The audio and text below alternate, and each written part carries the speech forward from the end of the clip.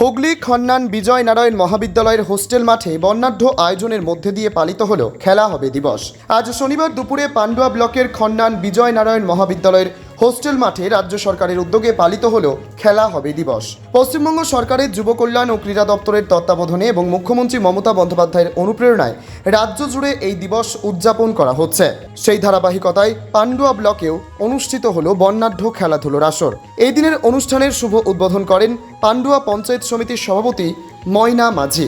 উপস্থিত ছিলেন বিজয় নারায়ণ মহাবিদ্যালয়ের অধ্যাপক ডক্টর গৌতম বেট, পঞ্চায়েত সমিতির একাধিক কর্মাধ্যক্ষ ও ব্লক প্রশাসনের আধিকারিকরা। অনুষ্ঠানে বক্তব্য রাখতে গিয়ে পঞ্চায়েত সমিতির সভাপতি ময়না মাঝি বলেন, মাননীয় মুখ্যমন্ত্রী মমতা বন্দ্যোপাধ্যায়ের স্বপ্ন বাস্তবায়নের লক্ষ্যে আজ সারা রাজ্যের পাশাপাশি পান্ডুয়া ব্লকেও খেলা হবে দিবস পালিত হচ্ছে। ক্রীড়া শুধু বিনোদন নয়, এটি যুব সমাজকে শৃঙ্খলাবদ্ধ, সুস্থ ও সজীব রাখার অন্যতম মাধ্যম। স্থানীয় শিক্ষার্থী থেকে শুরু করে বহু ক্রীড়াপ্রেমীর উপস্থিতিতে হোস্টেল মাঠ উৎসব মুখর হয়ে ওঠে। বিভিন্ন খেলায় অংশ নেন ছাত্রছাত্রী ও স্থানীয় কিশোর কিশোরীরা। খেলা হবে দিবসকে কেন্দ্র করে উৎসাহ উদ্দীপনায় ভরে ওঠে পান্ডুয়া ব্লক।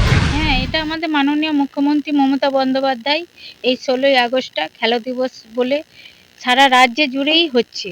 তাই আমরা পান্ডুয়া ব্লক, আমাদের সমষ্টি উন্নয়ন দপ্তর বা আমার পঞ্চায়েত সমিতির তরফ থেকে আজকে এই খেলা দিবসটা আমরা ইটেচুনার খেলার মাঠে, হোস্টেল মাঠে আর কি আয়োজন করা হয়েছে। সেইখানেই আমরা দুটো টিম নিয়ে আজকে এই খেলাটা, ফুটবল খেলাটা আয়োজন করা হয়েছে।